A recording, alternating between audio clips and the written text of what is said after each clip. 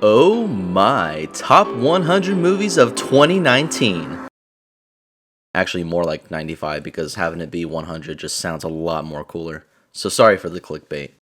Actually, no, it's 94. So, you know what? 6 movies off. Who cares? This is gonna be a long video, so go get some snacks or some food, listen to it in your car or when you work out. I really don't care, but I just want to say thank you for hearing me out completely. So here are my 100 movies that I saw in 2019. More like 94 movies, but starting with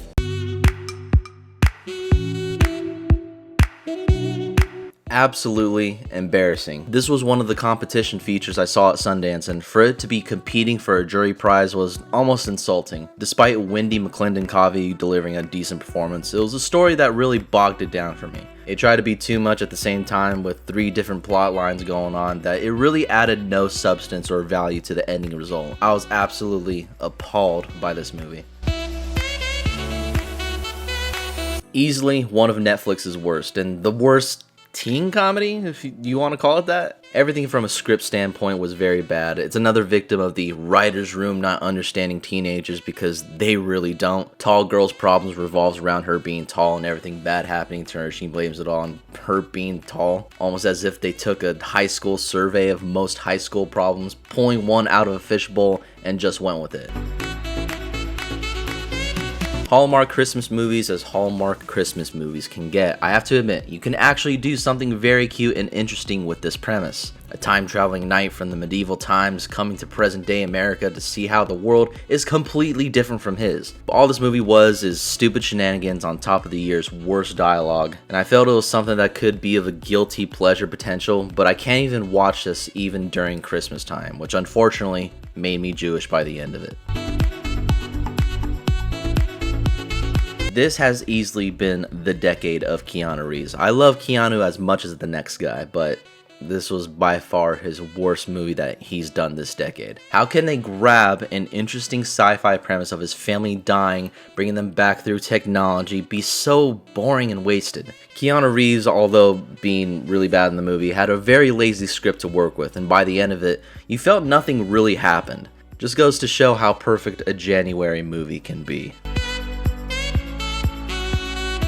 I honestly don't know how I ended up in the theater to see this monstrosity. I believe it's expected if you have a dog movie on your hands. 85% of the time it's going to turn out the way that it does. The dog or certain animals go missing, and through the courage of them being that animal, find their way home. It was very predictable. Even the title gives it all away. Creepy bobcat and dog CGI. Just don't watch this even if it's a Netflix release. This one bums me out because this was another movie that could have had great potential. A very cute family movie with some heartfelt stuff thrown into the mix, but instead, you had a very catering children's movie that seriously had a couple kids walk out of my theater when I was watching this. Despite me feeling embarrassed when I got gross looks from all the parents upon me walking inside the theater, they soon learned that this animation had nothing to offer and quickly shifted into the new reason that they would just all wanted to leave. You know, it's a real shame to see Tim Burton go down the rabbit hole that was once his career. In the 90s, and I'd even argue the 2000s, he was some hot shit. He has a very distinct style that if you were to look at it, you can easily say, oh, that's a Tim Burton movie. Only for Dumbo to prove that he's going further into that rabbit hole. I absolutely guarantee any pretentious film buff out there who knew nothing about the movie wouldn't have any idea who directed it upon the first viewing. It has no style and unique presentation. I really blame Disney for using this to make a quick buck, and don't worry, this isn't going to be the first time that they did it this year, and it won't be the last that I'll mention it. Upon watching the first trailers to these, I thought, oh wow, a new Men in Black movie. I don't expect it to be great, but it looks kind of fun. Only for me to be immediately wanting to leave within the first 10 minutes. How can you get Chris Hemsworth and Tessa Thompson, who are fantastic in Thor Ragnarok, F. Gary Gray, with space aliens and guns be so boring? Seriously, nothing happens in the movie. It's worse than Men in Black 2, and I really despise that movie. Another wasted potential of a movie. When I heard that Guillermo del Toro was attached to this project, I immediately got excited because, I mean, come on, who wouldn't? His team working on some of the creature designs, which is only the good part of the movie. 10 minutes of cool creature effects does not make up for another hour and a half of a movie. The characters were horribly written. I didn't care about a single one. I really wanted all these kids to die so I can just get it over with. The worst part is that they ended it as if there was going to be a sequel after, and I pray that won't happen. But mankind won't. Alright, admittedly enough, I know jack shit about any Hellboy lore, but I do know the Guillermo del Toro ones were not the best movies ever made, but they did have some rewatchability since Ron Perlman played the title character. Now we have David Harbour, and although I thought he was good, the story was by far from entertaining. And it wasn't just the story, but the interaction between the characters that Hellboy teams up with. They were less than charismatic with each other, none of them worked well together. Overall, having lazy creature designs and Mila Jovovich, who I really like by the way, but she was really bad in this movie. Basically a watered down version of The Omen. Everything that made that movie so good, this movie decides to flip it on its head and make it the most least interesting horror movie of the year. Easily having the most non-intentionally funny scene of the year when the dumb little kid whispers "fuck you" in his sleep. I hated almost every second of this movie. It's been a while since I've watched the original Pet Sematary, and I feel like I need to see how exponentially better the original was. Because the most offensive thing a horror movie can do is not deliver on the scares, and failing to have you take something home with you to where it makes you think about it if you're alone in the dark, I don't know. This movie fails to deliver on all of that. All I had was this creepy cat, which coincidentally it died a couple days after the premiere. Poor cat hated the movie so much it killed him. Be nice to your pets, people. I know Fast and Furious is sort of becoming a watered down franchise at this point, but I was honestly very excited to see where they were gonna go since it's following a new set of characters to where I don't have to hear Vin Diesel say, "I have family" for the millionth time. After this, I really need to see Vin Diesel again. How can he make action this boring? I'm a very easy guy to please when it comes to these dumb action movies. You know, you have cool action sets, cars, explosion. That's all I ask for. I don't ask for much, but this movie has everything looking mostly fake. It just took me out of the movie completely. Alright, this was the first movie I saw in 2019. Although there were some cool moments when it came to the production side of the movie, everything else fell sort of flat. Maybe about 2 sequences of the escape rooms were cool to watch, but I wouldn't rewatch the whole movie for those 2 sequences, absolutely not. Not really much of a rewatchability factor to it. Another competition feature that I watched at Sundance where it tackles a slice of life and a coming of age story about a middle-aged woman where at times it does have moments of heart. I mostly found this movie to be pretty boring, honestly. Sometimes the script didn't know what to do with their characters and it just had scenes play out just to kill time. It's one of those movies where you watch it and you know immediately that you never want to watch it again. Alright, this one really upset me the most because since this is another movie I was supposed to see at Sundance, but within that same week, they released the movie on Netflix. And I fully understand why. Think of Final Destination, but the things that are killing these people is the art that's within these galleries. Everybody was annoying, while I'm sure that was the intention to make everybody pretentious to the point where you want them to die, but there was really no point to it all. You're just stuck with watching these people die, and it makes me sad that this is the same guy that directed Nightcrawler, which also has Jake Gyllenhaal as the lead. And I don't want to think that just that one movie was a fluke. Another Sundance movie I didn't really much care for mainly due to the subject matter. It's not going to sit well with certain audiences, but it mainly deals in the porn industry and how it was one man's goal to rise up in the ranks in the porn world and how everything just falls short for him. Think of The Disaster Artist, but with porn. I was fortunate enough to hear the director speak, who coincidentally enough, he used to work in amateur porn himself, and hearing him explain how almost everything in the movie was true sort of blew my mind. It's something you have to see to believe. I mean, it wasn't good, but it may be worth a watch. This is another movie where the more I think about it, the more I genuinely get pissed off. How can you turn something so timeless into a soulless and almost unmarketable cash grab? And have it to make almost $2 billion? That to me is almost sad. I mean, I guarantee that if you talk to anybody about the new Lion King, they would all say, yeah, but I prefer the original version. Go find someone out there in the world who prefers this new shitty version over the animation. And I genuinely mean that. You won't find it here in this reality. I mean, you know you fucked up when the guy who wrote the music for the original says that they fucked up. Let's go! It's a Christmas movie where, yeah, I saw the potential and the story that they were trying to tell, but everything just falls kind of flat. All the fish out of water sequences following Anna Kendrick's character felt very rushed and awkward. I mean, you can tell they were pulling stuff straight out of Elf's playbook. There wasn't enough Bill Hader in the movie. There's just so many other problems where even if it's during the holiday season, I plan to never watch this during that time. Alright, it's another fish out of water movie, but to the point where the movie knew it was weird, and I kind of dug it for that. It was a very guilty pleasure where I feel like kind of in a shitty sort of way where everything was so bad, but I have a soft spot for movies that knows what they are and they just run with it. There's a sequence where Dora and her friends get high off of mushrooms, or it's gas, I forgot, but they get high as fuck, and that was just awesome to see.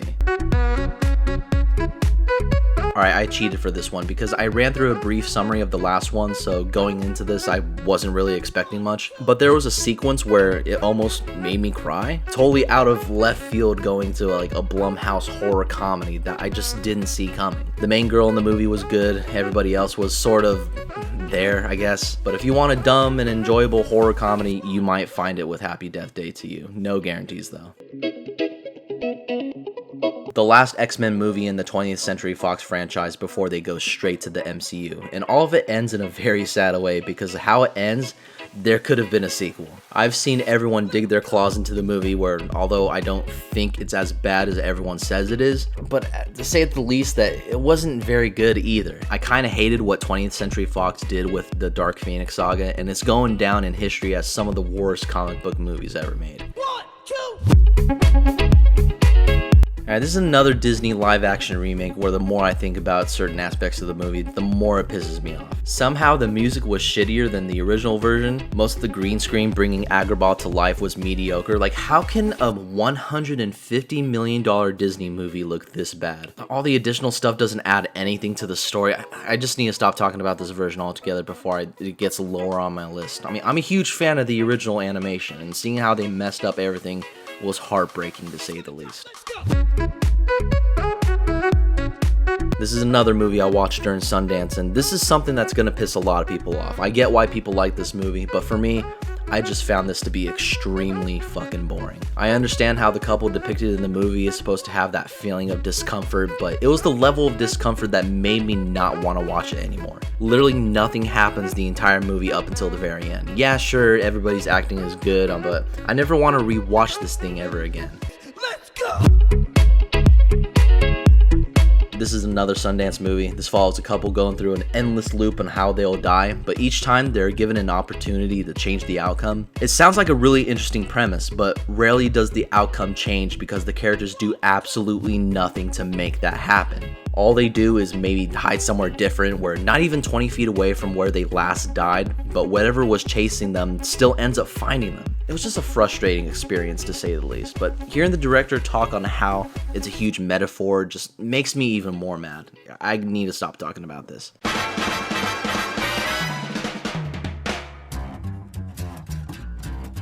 Alright, so now we have another Sundance feature, and this is where things start getting slightly better on this list. However, I'm still pretty mixed on this movie. I think it does something that we've rarely seen done in movies, mainly dealing with the story and who directs it. But I found the story to be just like any other that deals with a romance / coming of age story that just feels all the same to me. I think that just most coming of age stories are all the same in cinema. This one isn't any different. It doesn't go without its cute moments though. The first live-action Pokemon movie, and it was pretty forgettable. It was nice to see that some of the Pokemon that I grew up with in my childhood, some looked really cool and others really terrifying. Shout out to all the OG 90s Game Boy kids. But at the same time, the movie ends up being a wasted murder mystery that was very predictable. But you know, it's good for the kids. I think this would actually be a really good gateway for kids to get into mystery movies. Another Conjuring movie. While this one is the smallest scale since it takes place within the Warrens' house, there's some enjoyment to be had. I think some of the production with what they had was really cool. There's one scene dealing with a coin that was really cool, but other than that, it was mainly forgettable when it comes to its rewatchability. Now this is a reimagining of Superman, but if he was evil, but it was kind of an interesting take. While I did enjoy some of the kills done in this movie, it's just whenever it tries to become a horror movie, it doesn't work all the way. Although I am interested to see where the universe that this movie sets up goes, because it does this whole evil Justice League roaming around the world, I'll for sure be there for the next installment. A horror remake that didn't really need to happen, and listening to all the Chucky fans yell on the internet with Chucky being an AI going haywire instead of a spirit of a serial killer haunting the doll, I was very skeptical. One thing I did take away from this movie was the production and cinematography. It genuinely looks like a movie that was inspired by 80s blockbusters. I distinctly remember 4 shots that helped bring it forward. But how the movie progressed and how it ended up, it was just another horror slasher feature. Alright, this one makes me really sad on how low this ended up on my list. It's such a great premise on how this guy seems to be the only one who remembers the Beatles and copies their music, makes money out of it, and just turned out okay. It's the perfect example where the concept is a lot better than the actual movie. However, I'm a sucker when it comes to cute and genuine moments between the characters, and this movie did tug at my heartstrings a little bit, you know, the sensitive side of me. But I don't want to sit through another hour and a half of the movie again. It's definitely passable. Another one that makes me sad to see this so low on my list. I loved Get Out and how Jordan Peele directs his horror movies. While his directing is good, I don't think the film was all of that. I understand where Jordan Peele was going with the story and the concept of the entire thing. I didn't feel certain moments to be genuine or organic as Get Out was. I wish there was a little bit of subtlety added to it. Maybe I'm wrong with this one and my opinion might change over time. This one is in need for a rewatch. One that I was honestly surprised by, M. Night Shyamalan's follow-up to Unbreakable and Split. It turned out to have an equal number of goods and bads. I loved all the performances from the actors, and since this movie is named after Sam Jackson's character, it was clear what his motive was. However, I think the ending was so incredibly lackluster that it just made a lot of stuff fall flat for me. I'm happy that M. Night has his trilogy, but it's sadly something I won't own in my collection or crave for a rewatch. I thought this one was fine. I walked into the theater expecting giant monster battles with dumb human characters, and I got exactly that. It's one of those big screen experiences where you strictly see it in IMAX, but once you bring it down to a smaller scale, such as your TV, you're gonna notice a lot of its issues. And by that, I do mean the writing and the characters and the things that makes a movie a movie.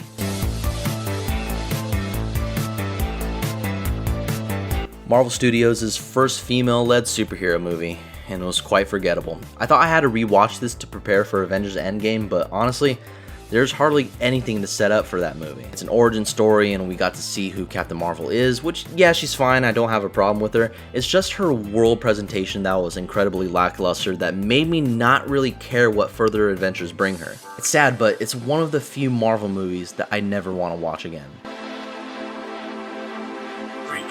Ironically, this is the other Captain Marvel movie for those who know the comics. I felt it to be a fun and enjoyable family movie that just centered around a superhero. I know there are huge fans of the movie on the internet, but I found it to just be fine. The direction DC is heading seems to be a confusing one. They're just gonna have to find some way to make the universe tied to movies such as Wonder Woman and Birds of Prey be separate from something such as Joker. This is an animated short film that I saw at Sundance, and it's incredible to see what someone can do with hand-drawn animation. I think this one is slightly unfair just because I'm a huge sucker for hand-drawn non-CG animation, but this short film did that. If you guys have an opportunity to watch, please watch. It's extremely visually appealing with an important message with it.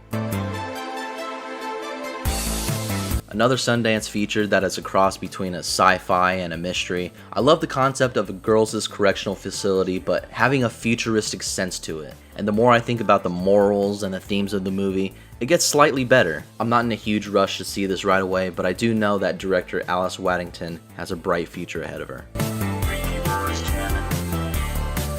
This is another Sundance feature that I watched that tells the true story of a group of kids protesting in a facility keeping Mexican immigrants inside. This never got the wide release as far as I'm concerned, but it was one of those movies that grabs real life footage and mixes it with actors portraying another section. Moments following the kids was all documentary footage, and it explains how they non-violently fought the facility. To explain the events on what happens on the inside was all portrayed by actors and how it links up with the documentary footage. I think it was a very creative movie that blends these two aspects together very well, and you should definitely watch it when you get the chance.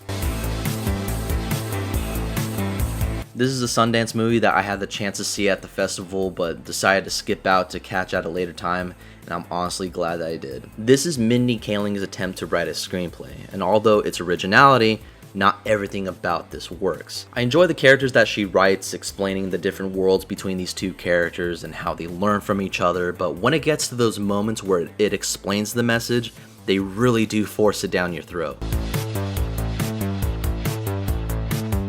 Best way I can describe this movie is a forgettable, cute movie. You'll feel warm and fuzzy on the inside, but something that you would see yourself revisiting anytime soon. Something you'd show to your mom on a late Sunday afternoon. I feel Richard Linklater made this in order to get a paycheck, and Cate Blanchett was good enough to help him out. And by all means, it wasn't absolutely terrible. It was just kind of okay.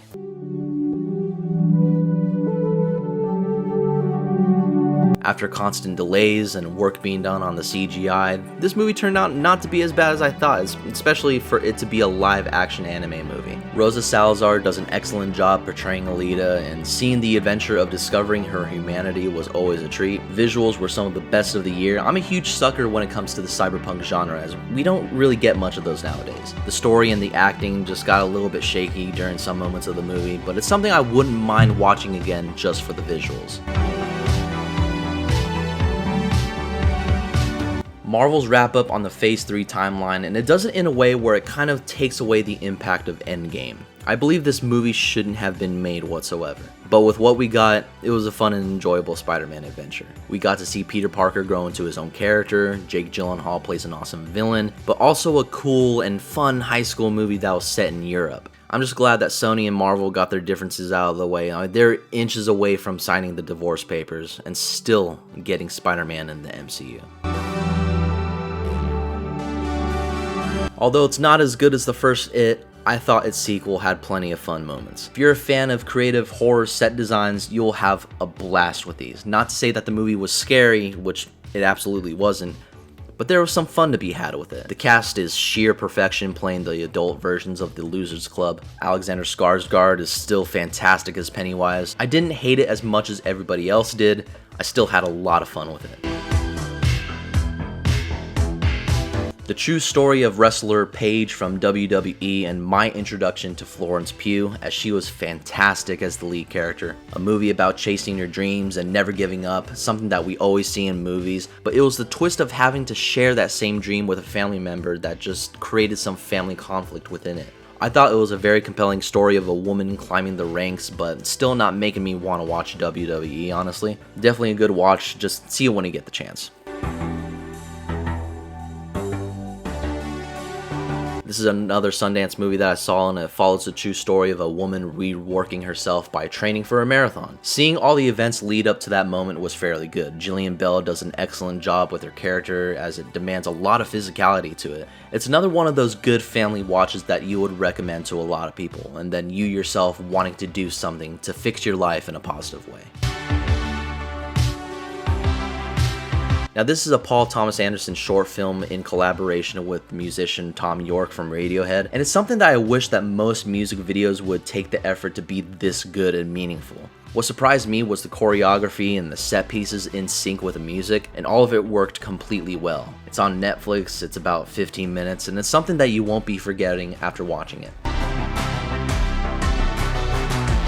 Now, this was the first movie that I saw at Sundance, and it is the return of Daniel Scheinert from Swiss Army Man, and has to be one of the most interesting dark comedies that I saw this year. This is definitely going to set off a lot of people due to the content material that this movie presents itself. It's something that is so absurd, like Swiss Army Man, has one of the more bizarre twists of the year. Whether you decide if that's good or not, it's all up to you. Just watch it when you get the chance.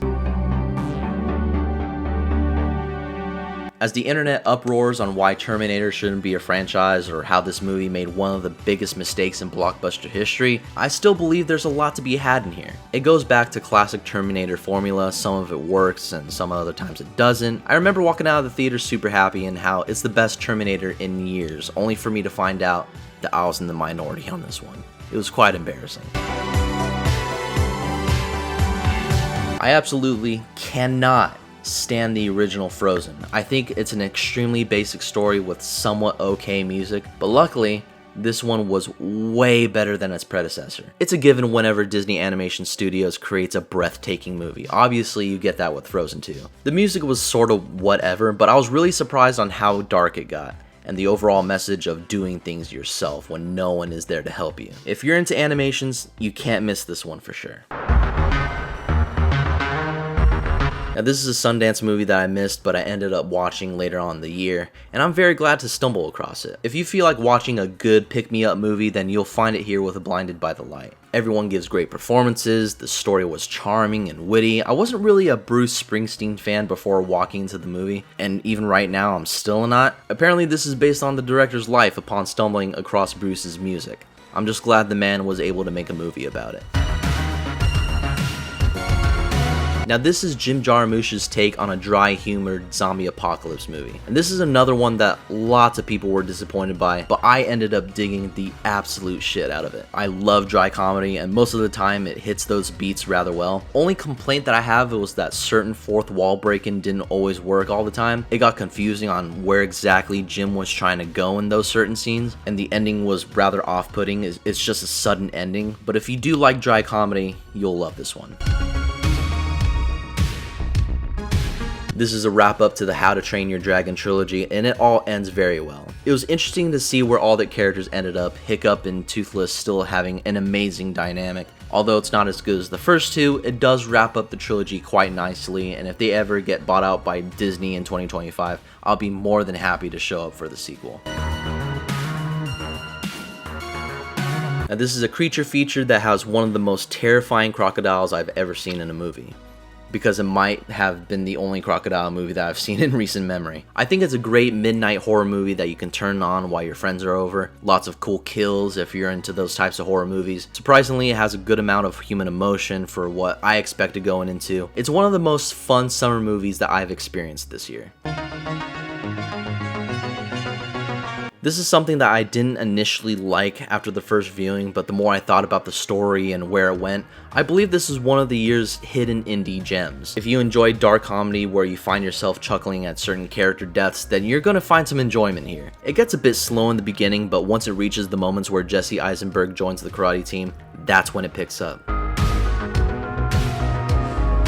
This is one of the most controversial movies of the year because everybody just can't seem to stop complaining about it, because it's Star Wars. You're all gonna hate me, but I don't care. I think the trilogy wrapped up nicely. It was a dumb, fun Star Wars adventure that left me satisfied, and there's nothing that you can say to change my mind. Now this is a continuation from the original series that left off to tell the remaining bit of story left of Jesse Pinkman, and it wraps up pretty nicely. I've always been a fan of Breaking Bad, and seeing how it's a show that's always been consistent throughout those 5 seasons, the movie was no different. Obviously you feel a bit confused if you have no prior knowledge to Breaking Bad and how it turns out. I can't imagine anyone who's a fan of the show to not like the movie.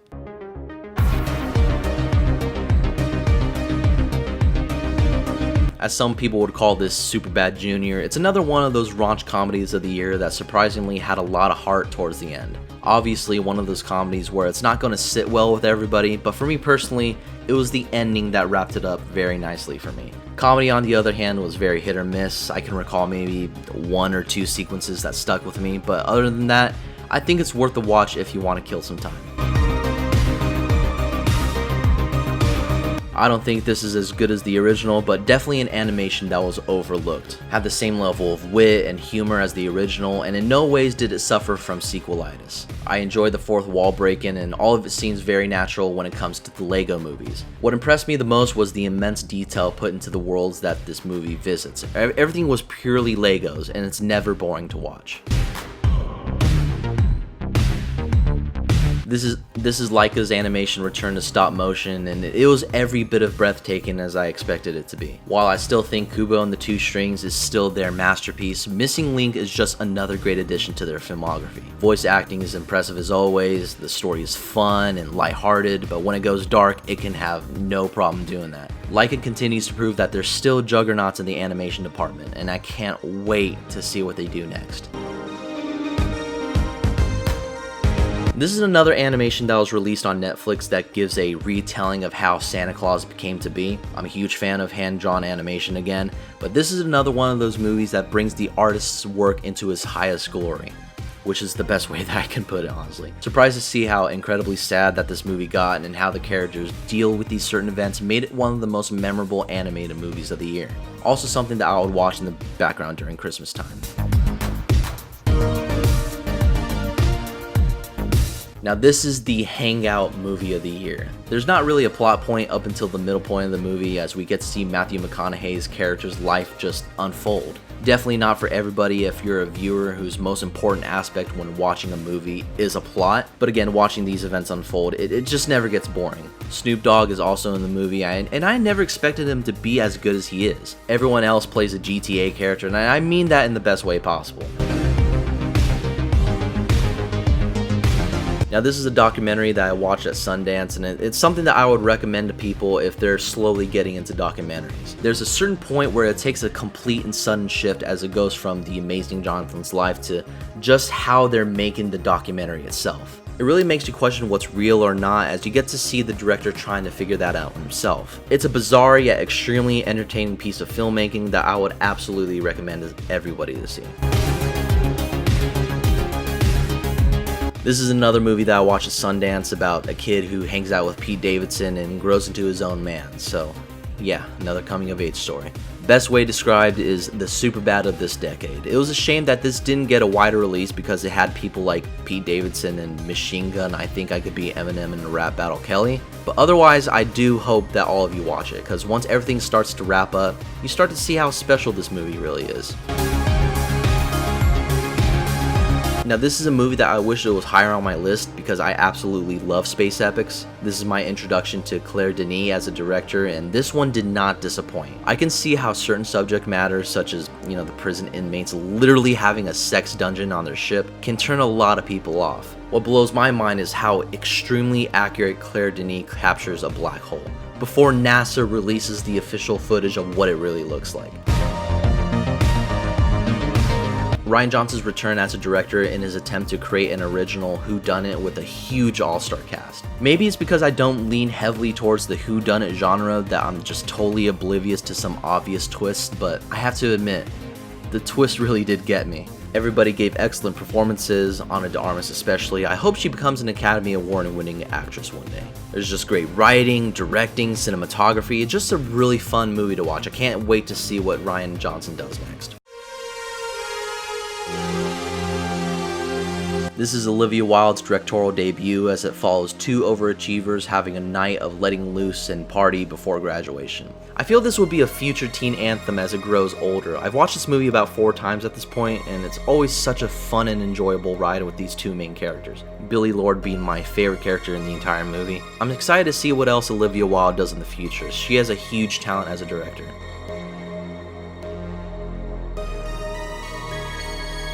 Director Lulu Wang's story about a family faking a wedding to keep saddening information about the grandma to see her one last time. This is an incredibly touching tale of both culture and grandparents mixed into one. We see Awkwafina's journey through this whole thing, which she was fantastic by the way, and how it affects the family in their own personal way. Whether you agree with these notions or not, it's just the Chinese culture that is explained beautifully. Watch this as soon as possible. You'd want to kiss your grandparents after.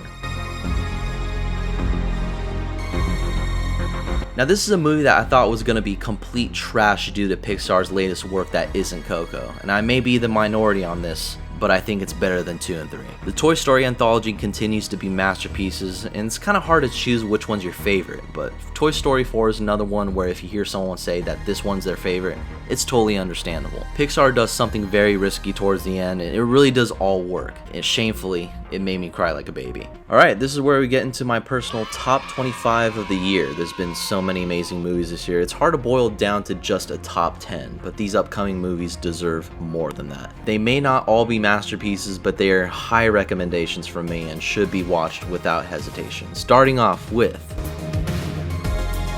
charming as charming can get. Anything having to do with Mr. Rogers and his legacy is bound to be some of the best work. Is it cliche? Sure. Is the acting less focused on Tom Hanks, which he is also amazing? Of course. When I figured out that the whole movie was actually some HD rendition of a Mr. Rogers episode touching on certain subject matter, it actually made me curl up into a ball and cry. That silent scene where Tom Hanks stares directly into the camera for 30 seconds was so masterful. I challenge anyone to not cry during that scene.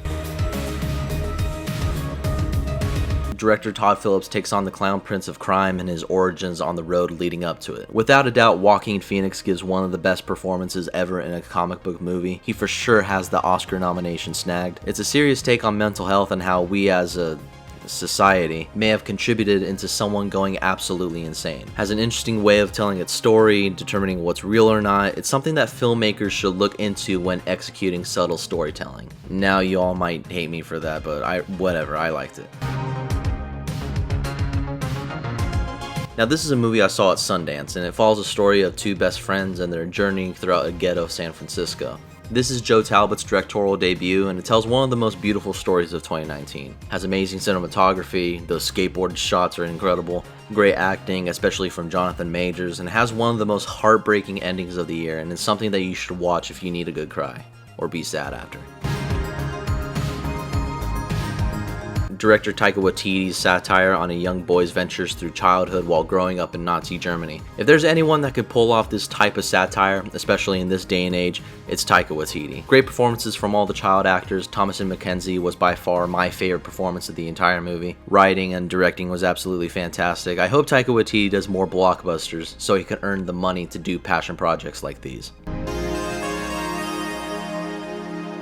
Director Trey Edward Schultz's story about a family living in Florida, mostly revolving around the son and the daughter. I've been a fan of Trey since It Comes at Night, and after seeing this, it makes me believe that he's one of the best indie directors working today. There's a sense of beauty when the scenes are needed, and there's certain moments that made me feel like I was living in a complete nightmare. There was that sense of horror that I wasn't expecting from this type of movie. There's lots of unexpected moments like these, and that's one of the reasons on how this movie was a standout for me. Go see it immediately. Director Alma Har'el and Shia LaBeouf's screenwriting debut on telling a loose adaptation of Shia LaBeouf's memories of growing up as a child actor. I saw this movie at Sundance expecting a comedy, but instead got a well drawn out drama that features some of the most heartbreaking scenes of the year. It not only showed Alma Har'el's talents as a director, but Shia LaBeouf as a screenwriter as well. Shia playing his dad should earn him that supporting actor nomination. It has an ending that made me want to call my dad and tell him I love him. Director Dexter Fletcher's biopic/musical fantasy telling the story of Elton John. Once again, I knew nothing going into this movie. I was expecting it to be another Bohemian Rhapsody, but it ended up being way more than that. It surprised me to see that it was a full-blown musical with very creative musical numbers that almost every single one blew me away. Each told the story of Elton John beautifully, and Taron Egerton helped bring that forward by playing the character. One of the best music biopics ever made. Director Jennifer Kent's story about a young woman exacting revenge on a soldier who committed a terrible act of violence against her family. I watched this movie at Sundance with prior knowledge that there were therapists to talk to after the screenings, believing I was in for a really terrifying horror movie. But it wasn't really like that at all. It has extremely disturbing content that most likely makes me never want to watch this movie again, but brought forth something to the story that makes you wish for the character's quest for revenge to come in fulfillment. Everybody was great. Jennifer Kent proves herself once again as a great director. Just be cautious in watching this movie on Hulu. It's absolutely fantastic, but there's a lot of touchy subject matter in this movie.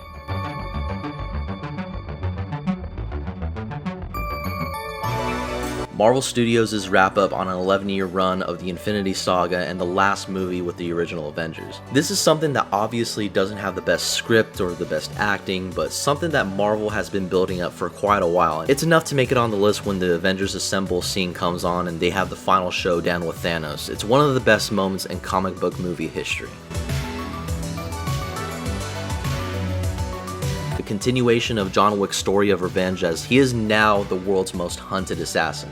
This just goes to show that even the entire John Wick trilogy is just some of the best action movies to come out this decade. There's a cheesy story with just as much cheesy acting as it could get, but it's the stunts and the action set pieces blended with the masterful cinematography that makes this stand out as one of the best of the year. Keanu Reeves still kills it as John Wick, and I can't wait for the time when John Wick 4 and Matrix 4 comes out the same weekend. It's gonna be beautiful.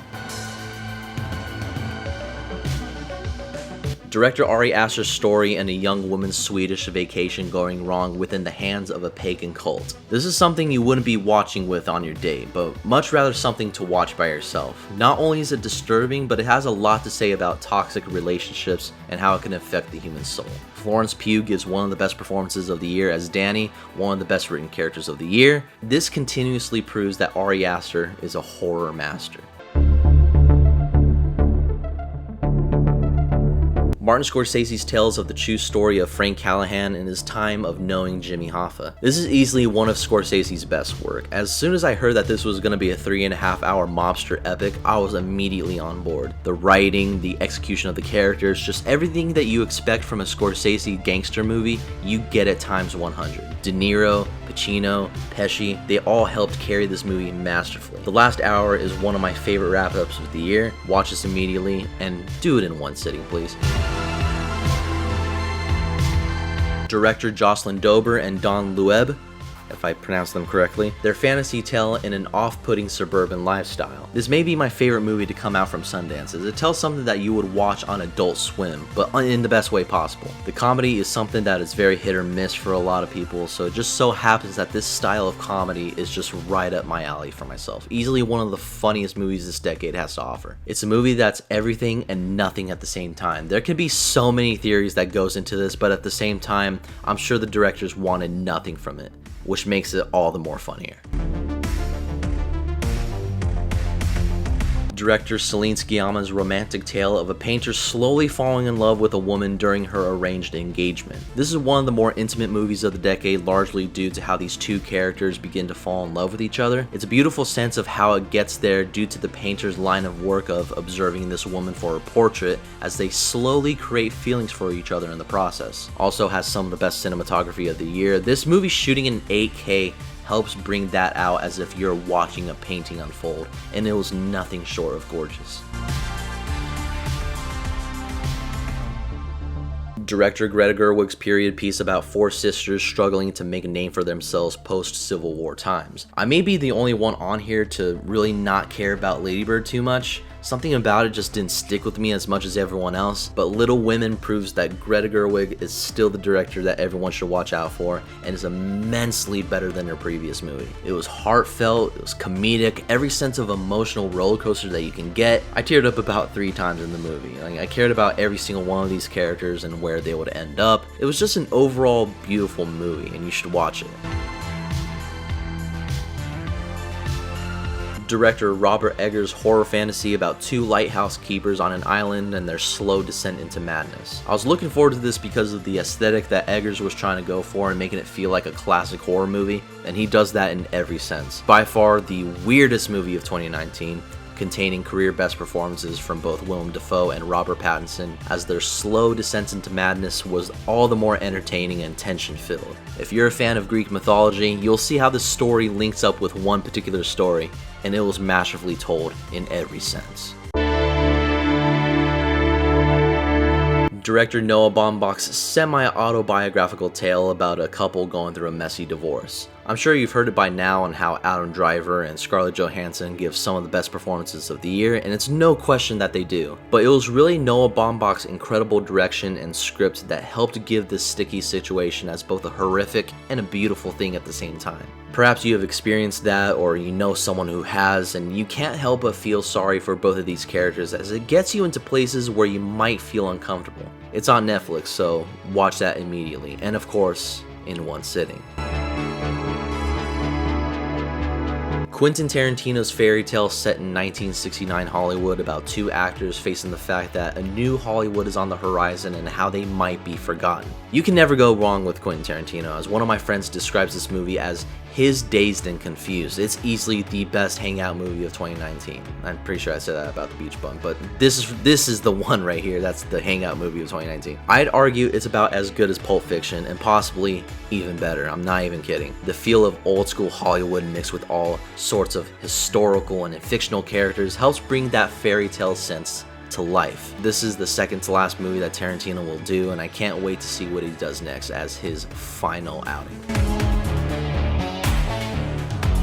Director Martha Stevens' period piece of 1960s America on how a loner forms an intimate relationship with an outgoing girl from her school. I said before that Greener Grass being my favorite of Sundance, but I actually take that back because this one is my second favorite. It tells a beautiful tale of these two girls living their very much different lives during this time period, and seeing it all unfold, you'll see how masterfully written it is. The black and white color palette helps with that old film look, which Martha Stevens describes how if it ever gets a wide release, they'll release the color version, which I prefer the black and white version because I think it's better. See this if you ever get the chance. Director Gaspar Noé's truest story of a group of dancers stuck in a dance studio after being laced with LSD, and how for some turns into a complete nightmare for them. That's the best way I can describe this movie, is that it's a complete nightmare. Again, in the best way possible. I mean, sure, you barely get to know some of these characters, but the way that this movie assaults your senses and makes you feel like you're on LSD with them just makes it all the more scary. The mixture of that and the old school techno music blends beautifully. A movie that's not meant for everyone, but it's highly recommended from me. Please do not watch when you're high. It will literally kill you. It almost killed me. I wasn't even high watching it. It felt like I was. Director Makoto Nagahisa's fantasy of four orphans meeting on the same day at their parents' funerals and forming a rock band after. This is my favorite movie to come out from Sundance Film Festival, and by far the best video game-esque music to come out since Scott Pilgrim. I'm not saying that's better than Scott Pilgrim, but this is easily the closest thing that we will ever get to an Earthbound movie. You know, like the Super Nintendo game. I'm a huge fan of 8-bit graphics and Super Nintendo games from Japan, and this movie having that aesthetic of where it tells certain sequences in a form of video game stages should definitely be on your watch list if you are a gamer. Director Sam Mendes' period piece of two soldiers during World War I going through enemy territory to deliver a message and calling off an attack that could result in thousands of British soldiers dead. Easily one of the most intense movies of the year due to the masterful cinematography of Roger Deakins, making it look like the entire movie is done in one shot. You're placed in the shoes of these soldiers as you're in for an incredibly anxiety-induced ride. It's a simple story, there's really nothing special about it, but it's a testament to brilliant filmmaking for what goes into a movie that should be talked about for years. Director Bong Joon-ho's story about a struggling family conning a rich family into hiring them as their personal maids. Now that's as far as I'll go when it comes to plot, because this is something that should be experienced as blindly as possible. Everybody from a filmmaking standpoint does an excellent job, you know, the acting, writing, cinematography, directing, just everything about it is as perfect as a movie gets, and it's easily one of the best of the decade for a lot of people. Experience the craziness that this movie has to offer blindly. Don't read up anything about it, just watch it. Directors Josh and Benny Safdie's story about the jewelry store merchant who comes across a priceless gem that could plunge him further into his gambling addiction. Easily the best performance Adam Sandler has ever done in his career, and he should be nominated for an Oscar. The stars of the movie would have to be Josh and Benny Safdie, and to bring in an anxiety-fueled ride as it features plenty of scenes where characters are constantly talking over each other, heightening the tension of what would happen to the main character. I love the original score from Daniel Lopatin, I think that's how you say his name, and his use of analog synthesizers. Kevin Garnett, the basketball player, and Julia Fox are amazing in the movie. Just go and watch it.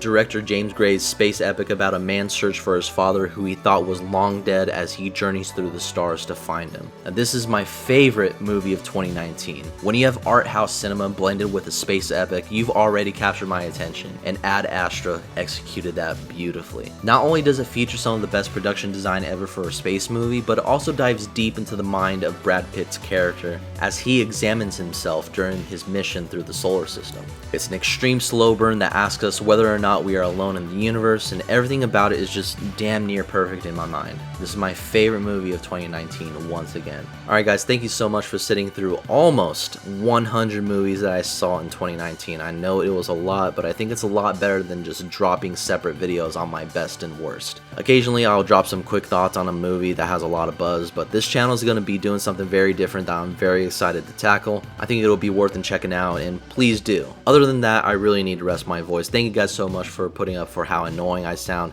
Happy New Year. See you all soon. Have a great day.